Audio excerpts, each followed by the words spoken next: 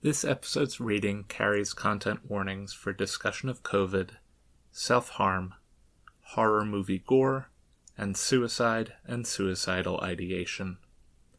If you want to opt out of that, please skip forward 14 minutes from the start of the reading. Also, this episode contains quite a bit of strong language. Listener discretion is advised.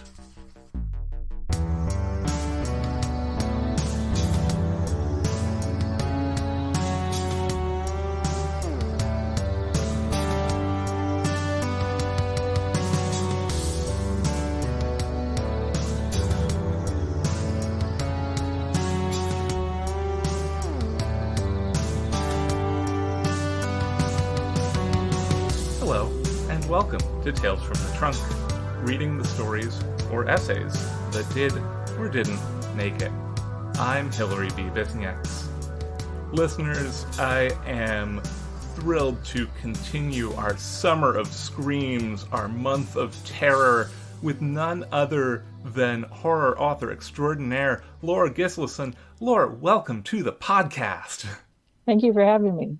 Absolutely. Listeners, in case you're just hearing this as your first episode, know that 2 weeks previous to this releasing, I was talking to horror and erotica author Chuck Tingle about his brand new horror novel that is out right now wherever fine books are sold, Camp Damascus. And I wanted to keep things up with none other, the goopiest, the greatest. Laura, welcome to the show again. I love that my name is always followed by goop Mm-hmm. wherever I go. Absolutely. It just makes me feel like I need to cut a wrestling promo for you. I would love that. I had a D&D character that was a heel for a while. I love this for them. And for you. Thank you. Gosh, there should really be like a queer horror nerds podcast about wrestling. I wouldn't be the one to do it, but like if Lillian wanted to do a new podcast, like I would support her in doing that. Absolutely. I feel like there's a lot of crossover between all of Yeah. these different subcultures. I mean, they're all about bodies. They're Mhm. all about bodies, which leads us to your essay, My Body, and Me. Is there anything that we need to know before we get into the reading? I wrote this for Hear Us Scream Volume 2, which is a diverse voices in horror anthology. And it is about my bout with COVID. So there is a little bit of talk of death, but nothing Fair. nothing too heavy, I think. And we will have, listeners, you will have already heard content warnings. So if you need to skip out on that stuff and just get into the conversation, you'll know where to go. So this is also my first reading, so I will just You're going to do great. thank you. I can't look at you while I'm reading this. This is called My Body, and Me. I've never felt particularly comfortable in my body. And while I'm doing okay these days, it took a long time to get to that place. Mhm. Most of this can be attributed to gender and body dysphoria, but the rest I can only describe as a weak Wi-Fi signal between my brain and my limbs, similar to dissociation. It's like I'm the puppeteer, somewhere floating around my head, slightly removed from the action. Over the years, I've done various things to connect on a deeper level with my physical form. After all, I will be inhabiting this body until the day I die, so I might as well feel at home in my own skin. I started giving myself tattoos at 14. I'm sorry, Mom. After a girl in my home ec class showed me how to do this. Not long after that, I got my ears pierced and began the process of stretching my earlobes. These are positive forms of self-expression that just so happen to involve pain to get your results. Not all of my habits were great. For years, I had a pretty bad self-harm addiction. It was a combination of terrible coping mechanisms and dependence on the feeling that I got after cutting. My body is littered with scars, but they're a part of me. Around my mid-teens, I started visiting a hole-in-the-wall movie rental store. It was tucked into the corner of a U-shaped strip mall and barely visible from the street. I'm not sure what made me go in, honestly. I've never been a very adventurous person. But something felt comforting about the place. It was clearly unchanged from the day it opened, in contrast to the brand new Blockbuster across town. Sure, he had most of the new releases on DVD, but it also housed just as many VHS tapes. The owner was a quiet, bespectacled man with a Beatles mop top who watched FIFA and practiced his trumpet, with a mute because he was also very polite, it turns out. I'd stop by, rent a stack of tapes, and chat with him for a half an hour or more. He was one of the first adults who spoke to me as an equal, and that meant a lot to me. The back corner of the shop was the main attraction, horror. I wasn't picky and would rent literally everything. American Psycho 2? Sure. Serial Killer 101? That sounds terrible. I'm going to do it. My ratio of hits to misses was fairly even. Then one night, I came home with Hellraiser. Clive Barker's directorial debut struck a chord with me, although its impact didn't truly sink in for years. The obvious combinations and blurring of pleasure and pain from both sides of the story, and the disgusting, beautiful gore and themes of body autonomy.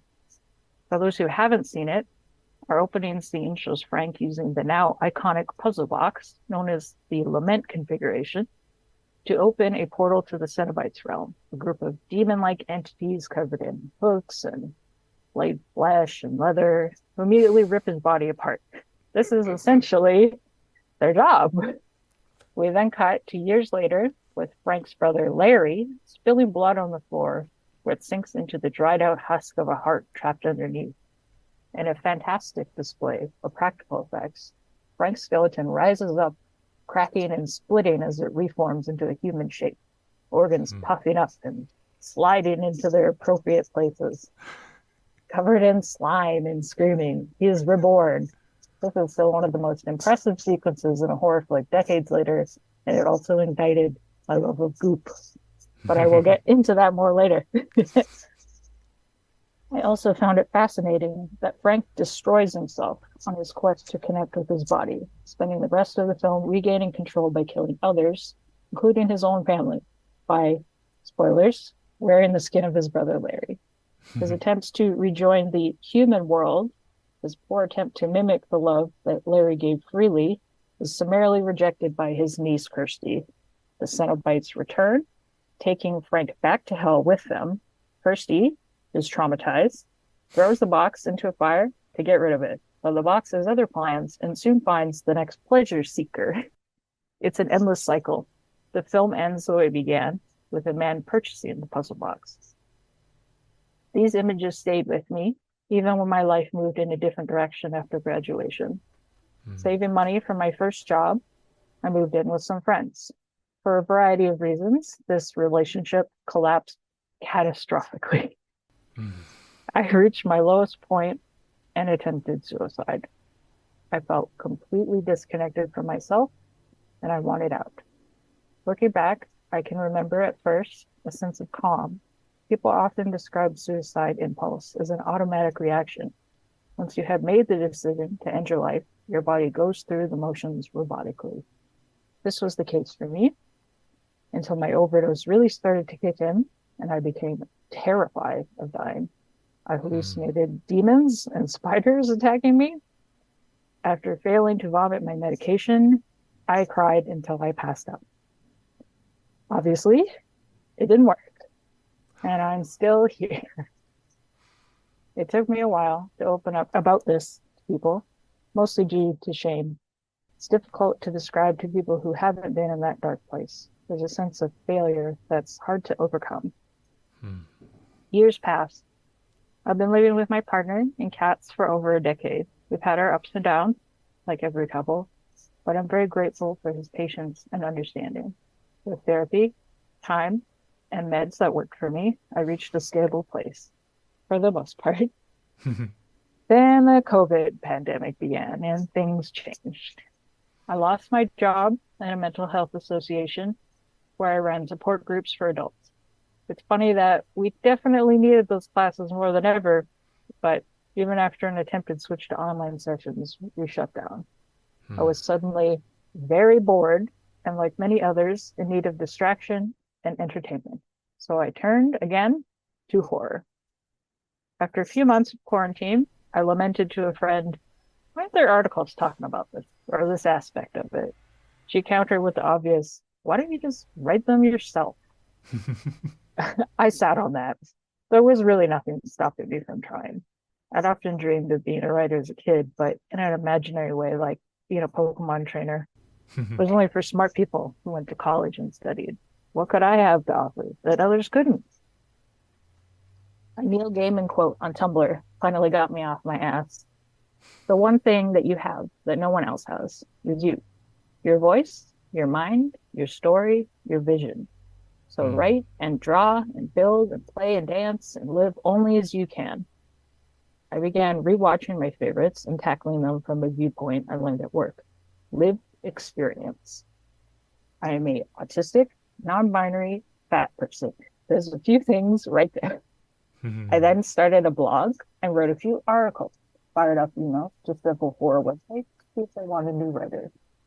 I landed an opportunity with Horror Obsessive, where I've been writing everything from news pieces to favorites lists to critical analysis of horror subgenres. With feedback from my editors, I improved and maybe for the first time in my life felt accomplished and out of it as well. Everyone I spoke to in the horror community, especially queer horror, was incredibly welcoming and encouraging. Maybe it was only a matter of time before I started penning fiction. I've often had weird dreams, results of my medication, I expect. And in the process of recording them, realized I think I have something here. I Hmm. jokingly opened a new Google Doc titled Book, and I got to work adding tidbits here and there. As I turned 30 and a new year started, I look forward to what the future brought me, my little corner of the world.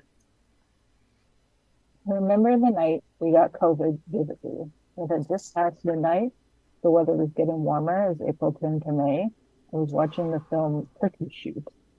I got a text from my partner, which is unusual since they're not allowed phones in the field. Told me he was feeling off, and after taking a rapid test that came back positive, he had to come home immediately. I felt Hmm. my heart drop. There's no way I didn't have COVID too. He was practically the only person I interacted with. I was terrified. The news of people dying was constant, with daily updates and stats that were difficult to avoid completely. Hmm. Things started to kick in after a few days, progressively getting worse from there. Sitting up was the most activity I could do. I would dream I was being stung all over by wasps, which is basically what it felt like. Hmm. As the days went by, I ate less and less. Throughout this, I watched a lot of horror movies. Drifting in and out of a feverish haze, I took solace in the violence on the screen. Hmm. I love films with messy, weird gore, nonsensical plots.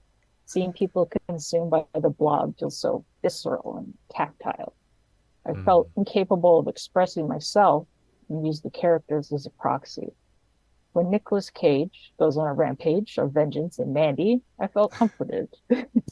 We had done everything possible to be safe, and yet weren't yet eligible for the vaccine. My partner knew exactly who got him sick. They were a self-professed anti-vaxxer, believing the virus was nothing more than a common cold. In Canada, the vaccine was rolled out by age groups, and we didn't qualify yet. Our age bracket opened up the next week. Hmm. If if my blood hadn't already been boiling, it was now. After a particularly scary coughing fit, we called a nurse helpline, which in turn told us to call an ambulance. I had never done this before, and it was equally terrifying and embarrassing. A team of four entered our house in full hazmat scrubs, taking my vitals and asking me questions. The paramedic who listened to my heartbeat asked me how I felt, and I said, not great. So at least my sense of humor was still alive. You could go to the hospital, they told us. but it might be better to stay home, unless it gets worse. It's up to you. I voted to stay. I didn't want to take gut resources for people that needed them more to rationalize. Couldn't imagine Hmm. leaving my partner. If this was it, well, we'd be together at least. At this point, I had no fight left in me. It's a cliche, and when people see the end coming, they're comforted by the reality of it.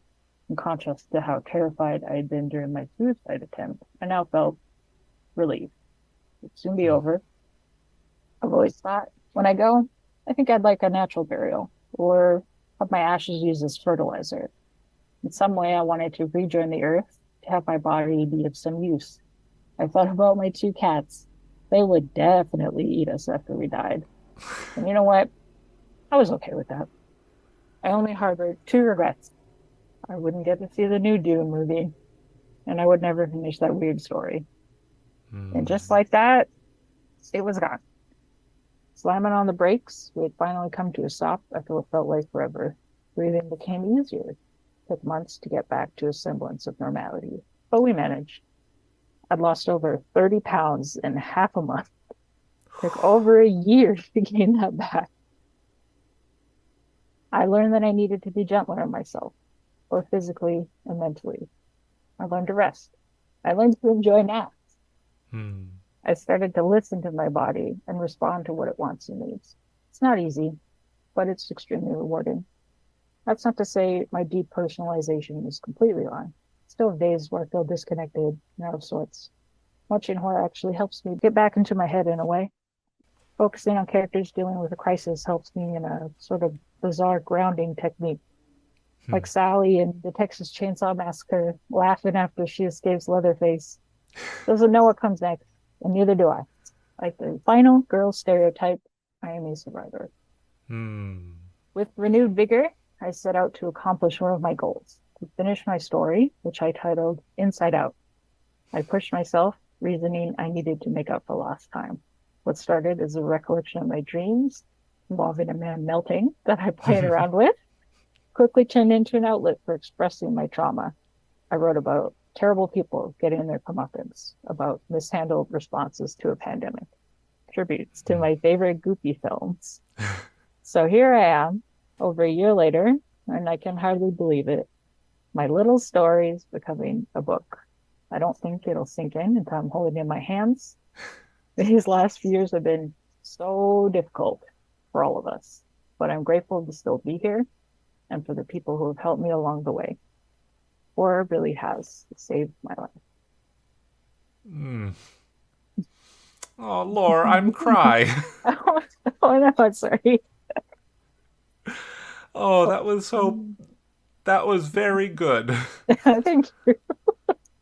It reminded me of watching Hellraiser and House of a Thousand Corpses and The Devil's Rejects with my one trans friend from high school. Oh, Yeah. I don't know if you're listening, Serena, but I think about you a lot. oh, I want hi, to make sure you Serena. know. Um, oh gosh. Oh, that was so good.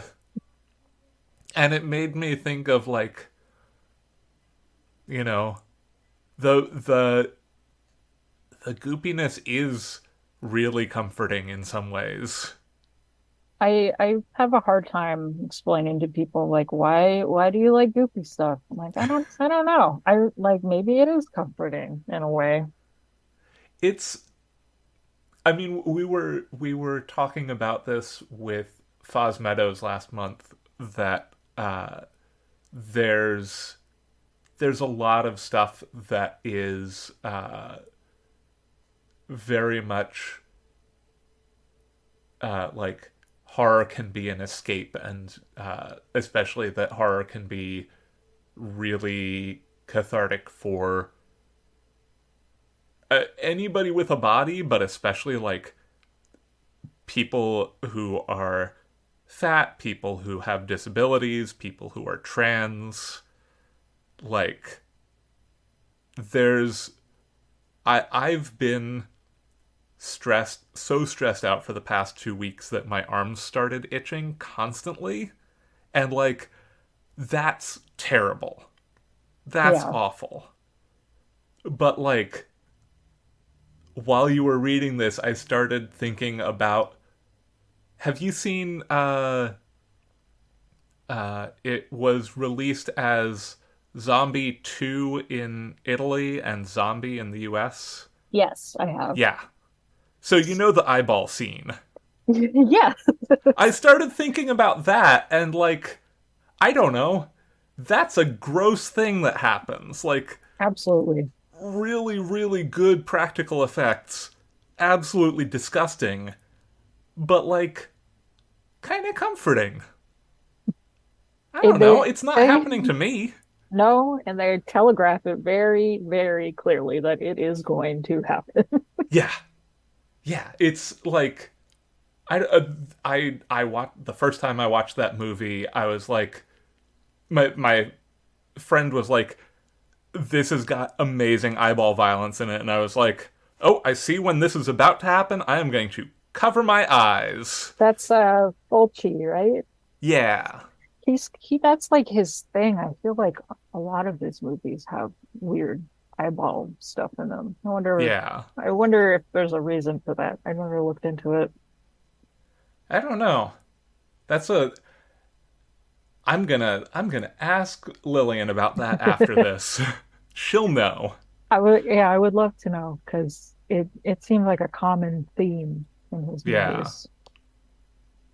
Um so I would love to uh dig in a little bit more about the goop and about how like how you interact with the goop.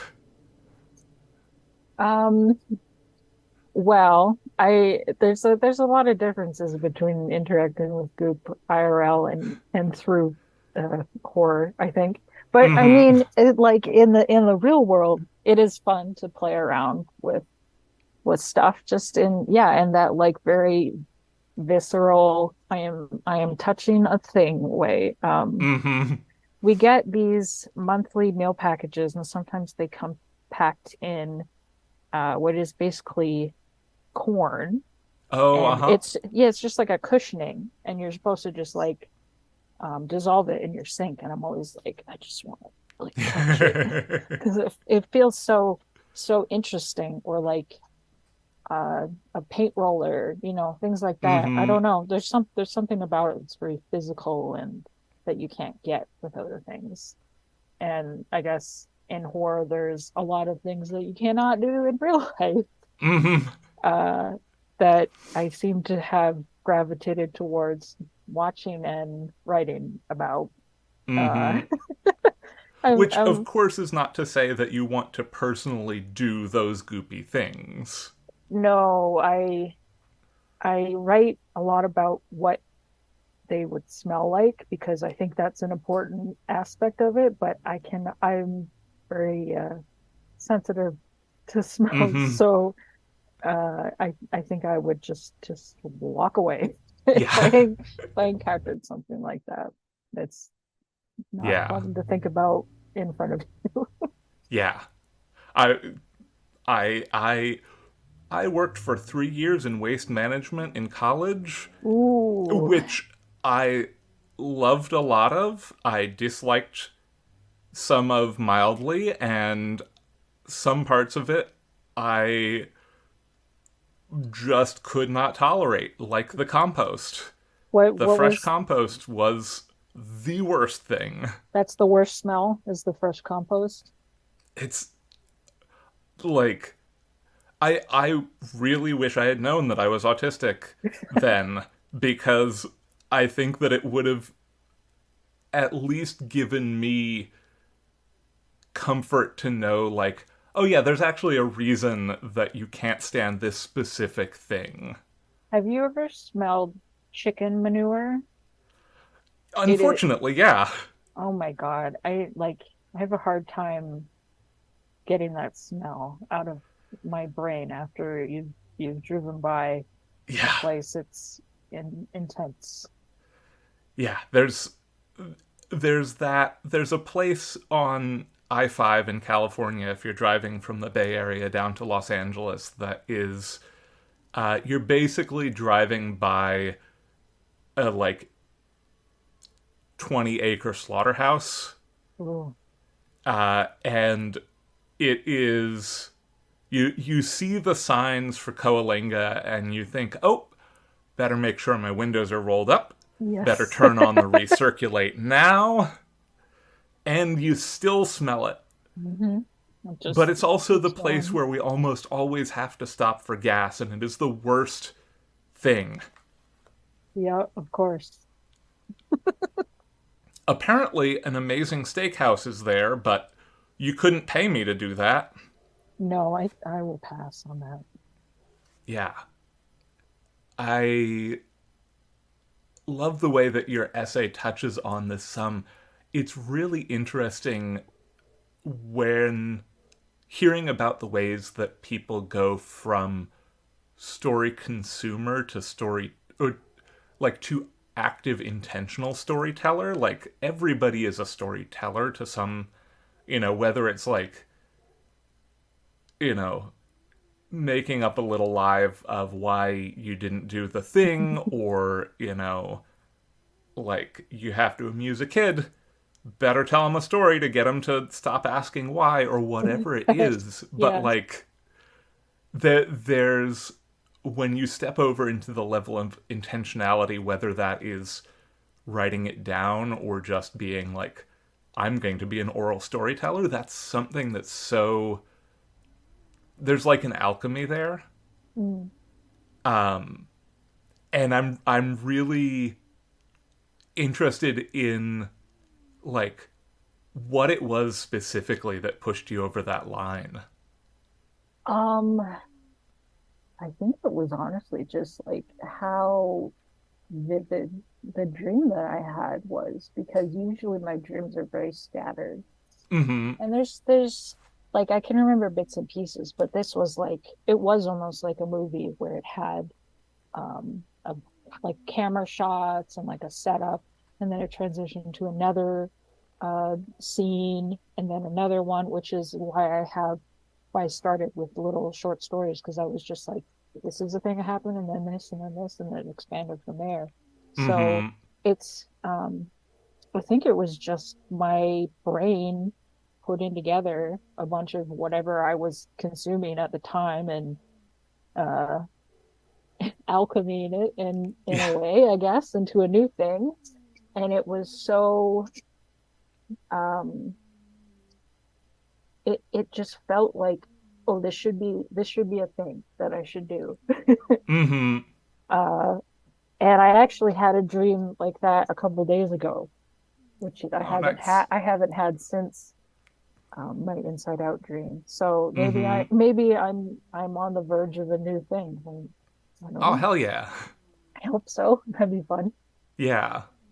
Yeah, it's like mostly I think my dreams are like digesting old trauma a lot of the time, but like it is it's really interesting to see how your brain like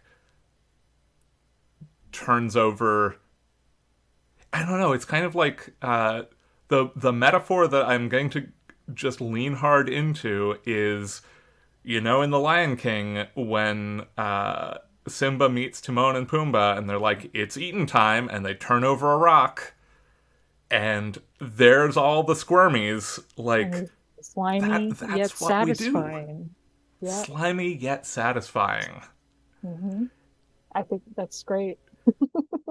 And like that is, and especially for, I think especially for us as trans people, uh like there's always the rock of we have a body that isn't what it should be in our brain, and like every time, and that's a really heavy rock to turn over sometimes, like, Like Sisyphus.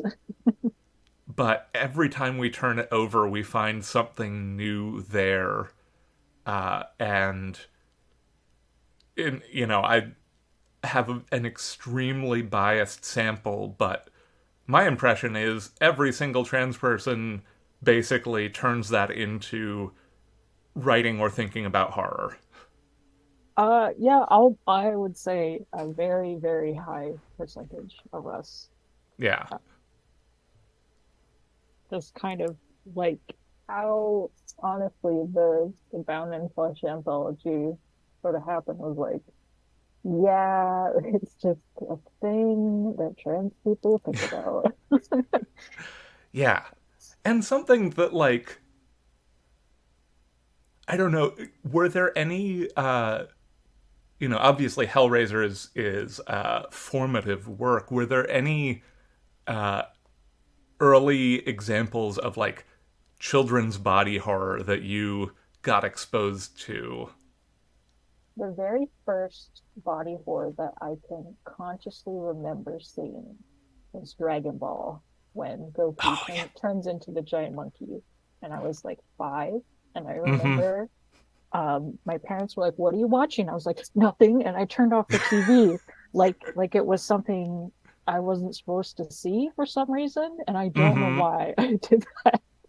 But I think that's the first thing I can think of. But there's so much body horror in children's media. Like remember Animorphs? Animorphs was Yeah. pretty messed up. Yeah. So it's like I was talking to somebody about this the other day that there's so many things that are body horror, but you don't think about that they are. But Mm-hmm. like the Minotaur, a lot of Mm-hmm. old myths are like, I turn this person into a tree or I turn them into an animal. You're changing the body in some way that is not natural, Yeah. and that's body horror. Yeah. Yeah. Is it Artemis turning a dude into a deer and then having his buddies hunt him? Yeah, that's pretty fucked up. Yeah. That's like that's just like peak, but I just glanced over and I have the uh Dolores Norse Gods and Giants, which is I don't know if that was something you were ever exposed to. They have the Dolores were like I think a like French husband and wife duo who wrote two gorgeous books of Greek myths for children and Norse myths for children. But then, Do you have it next to you? Can I yeah, see? Can I see? I'm yes. trying to remember. So like this guy, and Mm, with these gorgeous colored pencil illustrations all throughout. I think maybe I had the Greek one, Yeah. but Um. my family is was originally from Iceland, my great Mm-hmm. grandparents. So I've always been interested in Norse mythology and definitely used a bit of it in Inside Out. So Yeah.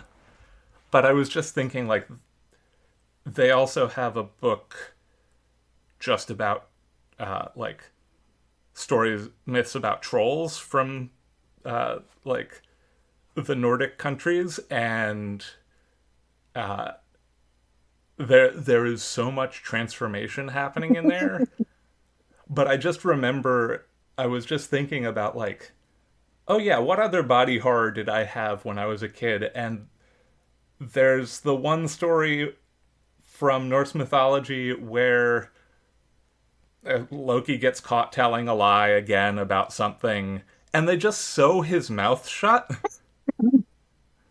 And that's in the book for kids, and I'm like, yeah, no, there's a reason I turned out like this.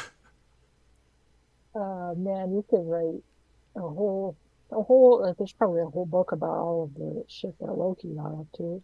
But Yeah. how about when he turned into a horse and had sex with another horse. Yep. He's got children from both sides of the equation, creating Yeah. them or birthing them, or Honestly, good for Loki. yeah, what an icon. Yeah.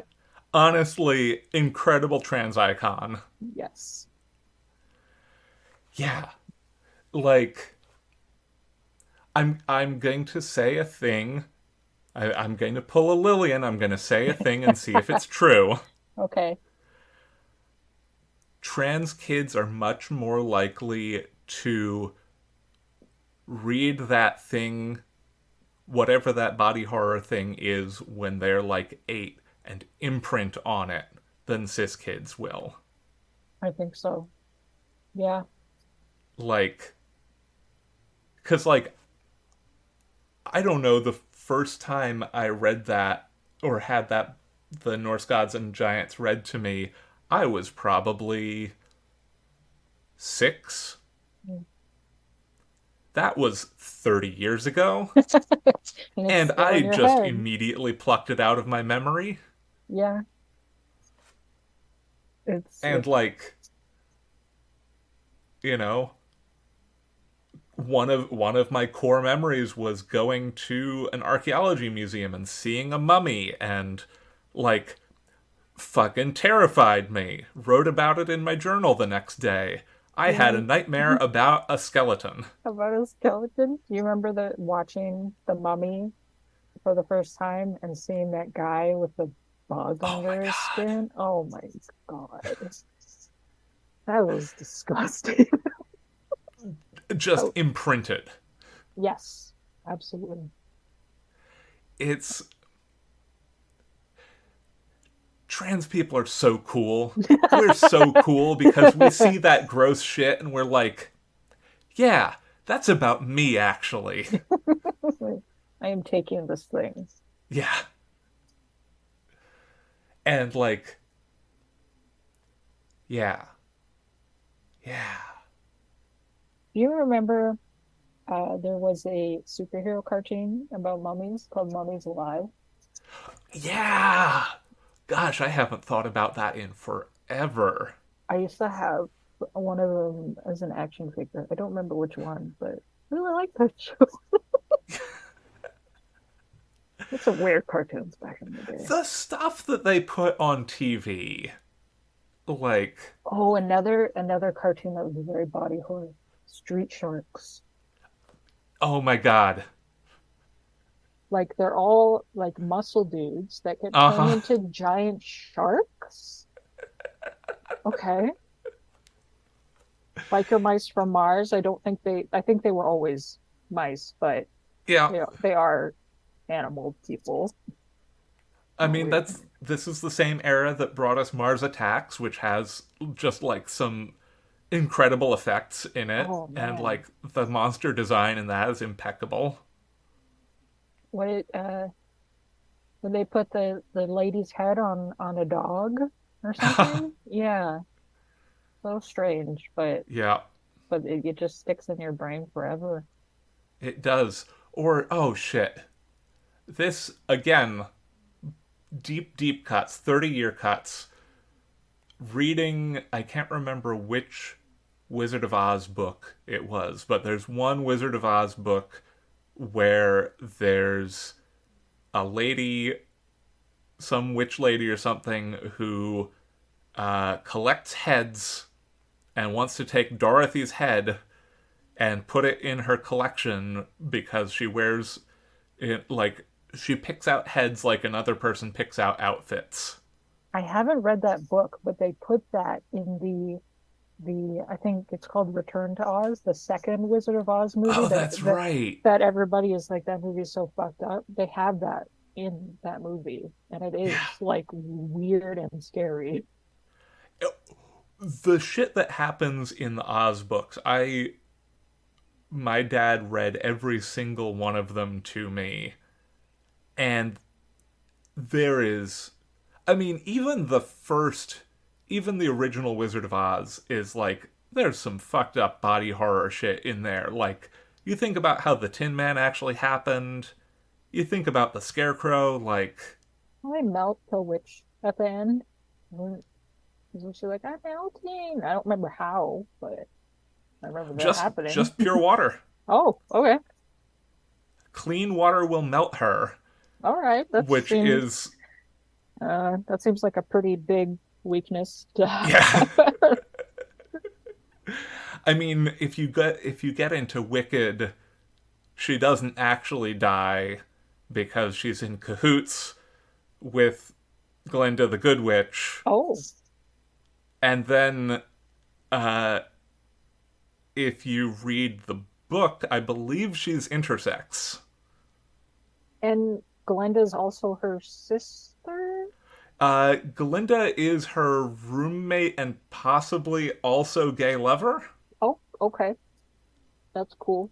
Yeah. Good for them. Good for them. Good for them. Um, I don't know if it came through the Zoom link or what, but there was just this weird sound and this blue police box showed up in the room, the podcast room. And I'm wondering if we could take a step into this time machine and go back. If you have any words of wisdom that you would like to offer to young Lore and by extension to any of our listeners. Oh, I would say embrace your weirdness, even if people give you shit about it. Because Fuck yeah. once you find those other weird people, you've got friends for life. Hell yeah.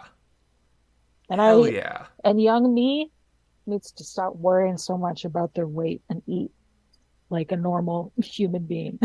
Yeah. You deserve to eat. You get to Yes. eat food. Yeah. And go back on time and eat some more snacks. Hell yeah. Hell yeah. It's like, it's 110% true about the, like, find the other weird people, find the sickos who are like you. Like, throughout my life, the people who have stayed in my life over time, like, you have friends who you made friends with them because of geographic proximity or whatever, but it's like, if they weren't sickos in the way that you're a sicko, like, We always said in our therapy things, you have friends for a reason, a season, or a lifetime. And I think that's very true. hell yeah. Good therapy. Good shit. That's Yeah, amazing. there's a couple of good lines from those that I always go back to, and that's definitely one of them. Yeah. Like, I'm just thinking about the, you know, one, like, who are the friends I still talk to from high school, and it's just the sickos. Hmm. Just the weirdos and the freaks and the queers and the other trans people. Yes. Uh and like, all the people who are like have become good friends since then have all been just like, I mean, like, taking it back to Lillian again, like Lillian Boyd. Absolute weirdo freak. When did Love you her guys meet? immensely. How long have Like, you known her? I've I've known Lillian since, I want to say, 2017, 2018. Um, and I met her through Sarah Gailey. Uh, and like, was kind of like, oh yeah, she's a cool person. And then like, we just sort of like started, like, two objects orbiting each other just close enough that they just like suck each other in to the point where I was like, yeah, yeah, you're exactly the right kind of sicko. Like, The what is it? The sicko's J paper. He's like, yeah, yeah, yeah. I think about that a lot. I my my Discord emotes have two separate sickos yes And there, for I precisely like this reason. the French one. We. Ha That ha one's ha ha ha. yeah. Yeah, you have to have the French laugh to go with Yeah. it. I have been having a lot of thoughts recently about this actually that like all of the friends that I've made since I began writing, I'm like, I can't imagine not having you in my life. You know, like I've only known you Mm-hmm. for a couple years but it feels like you have always been a part of my life. And it's weird to think that they weren't at one Yeah. point. Yeah. Yeah, like I Lillian or Sarah or uh Sarah Hollowell, who's not specifically a horror person, but like her books always go dark.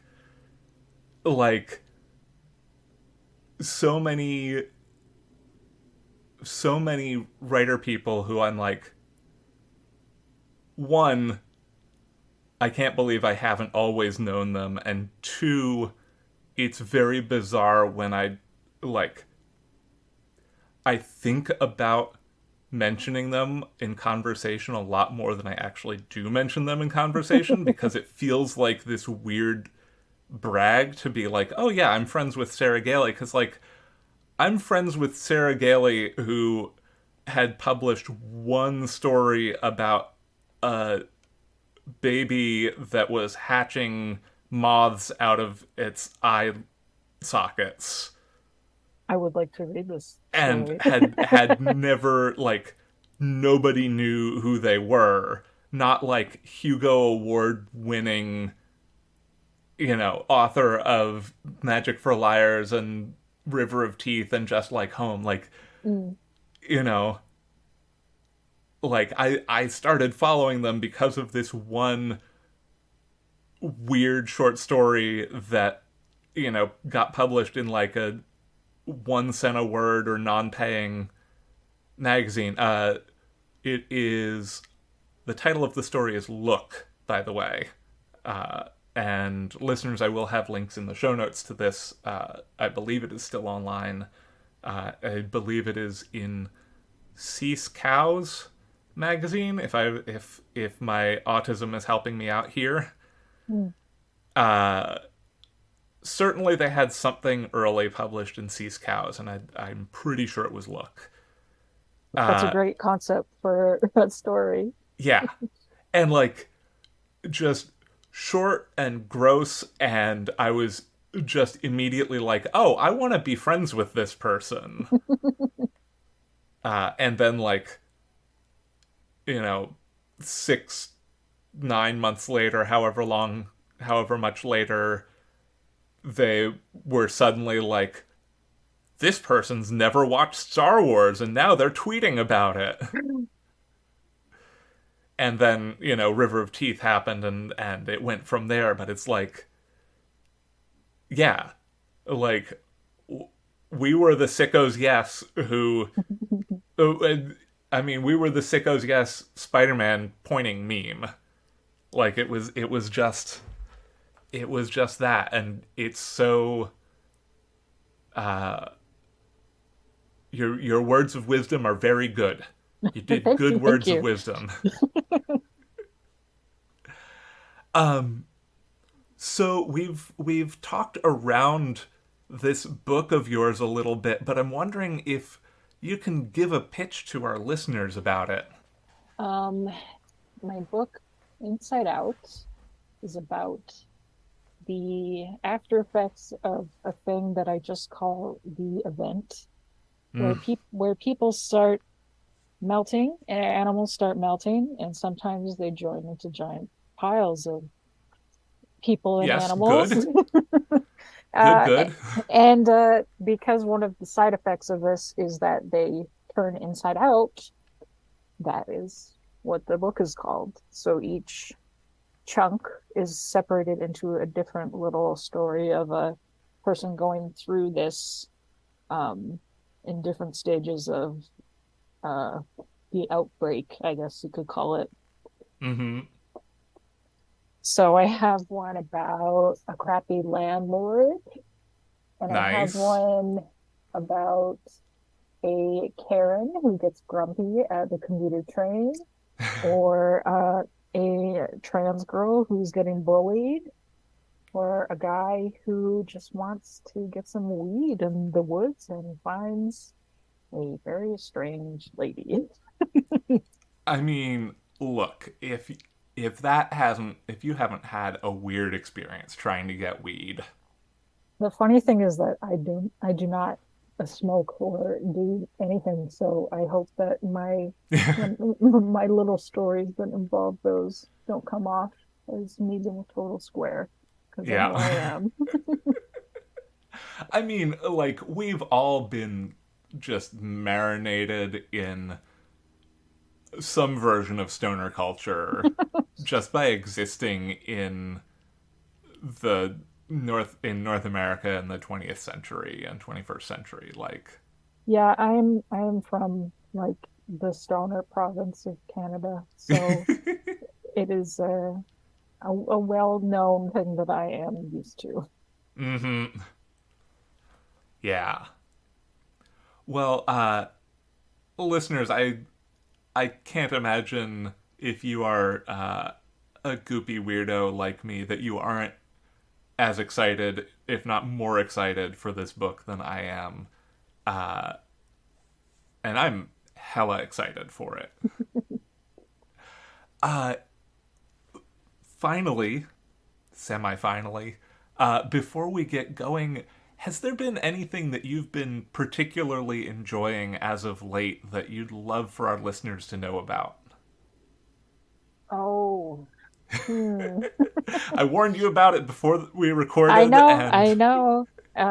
Honestly, the only thing that I have been getting up to lately is playing probably far too much Resident Evil 4, because nice. I have an addiction to the like, The remake? yes. Okay.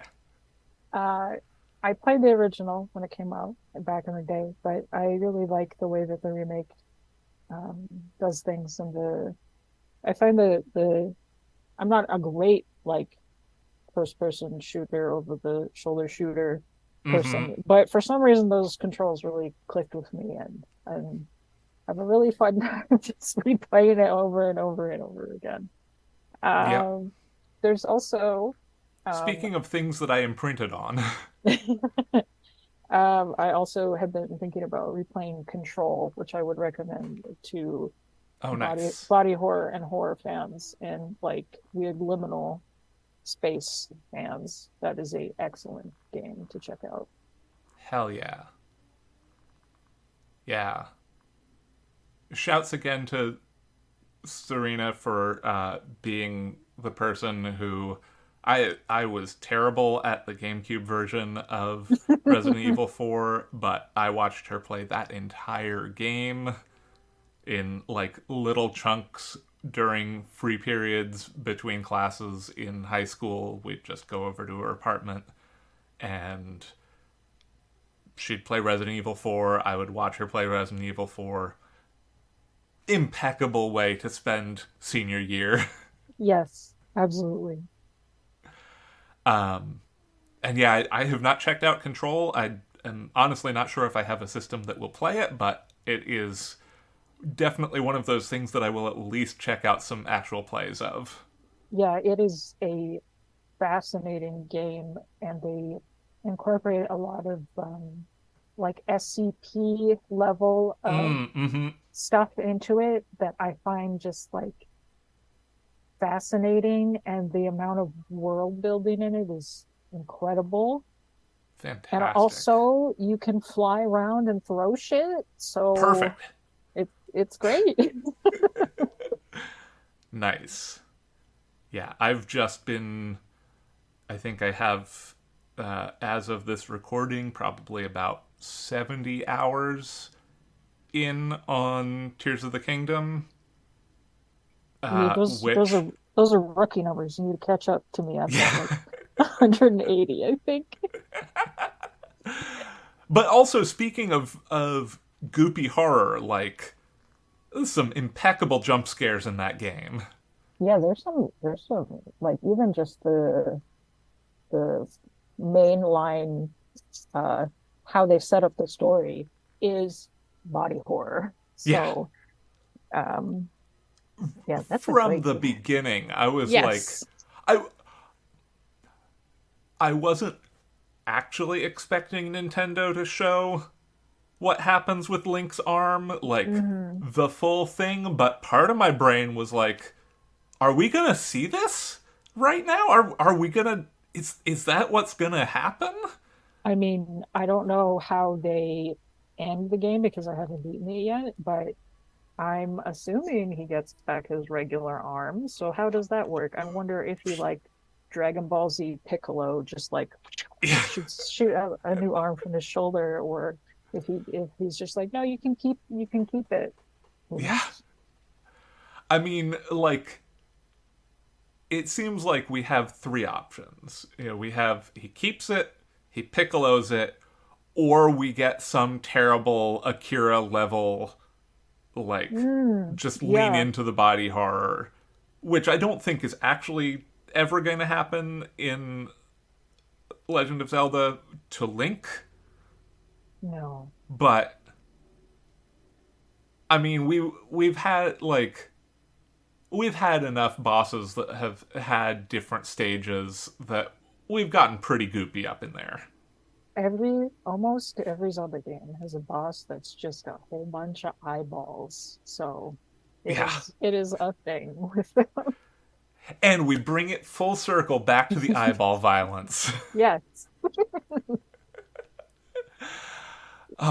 Well, Laura, it's been an absolute delight having you on the show. Before we get going, where can our listeners find you elsewhere? Um, I am on Twitter at Lorelei, Lorelli _. I have an Instagram, which I think is just Lor Gislason, and I have a blog, which is lorgislason.wordpress. And you can Google me and find my book Inside Out or the anthology I did called Bound in Flesh with Ghoulish Books. Fantastic. Uh, would highly recommend Bound in Flesh to anybody goopy listening to this. Just in addition to Lore, a number of other incredible, incredible authors. I believe Joe Koch is in there. Mm-hmm. We got we got so many good trans people in that book. I mean, you know who else is in there? Who else is Li- in there? Lillian. Oh yeah! Shit, that's right. Lillian is in there. Yep, that's how I have gone to know her. Is from I her gotta submission. I gotta get her back on the podcast. Get the gang back together. Yes. Well, Laura, thank you so much for keeping it goopy, keeping it spooky, making this absolutely a screamtastic July. It's it's been a delight. Thank you for having me. It was a lot of fun. Absolutely. Tales from the Trunk is mixed and produced in beautiful Oakland, California.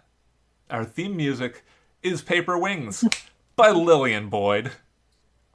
You can support the show on Patreon at patreon.com/trunkcast. All patrons of the show now get a sticker and logo button, along with show outtakes and other content that can't be found anywhere else. You can find the show on Twitter at Trunkcast, and I tweet at HBBisnieks. If you like the show, consider taking a moment to rate and review us on your preferred podcast platform. And remember, don't self-reject.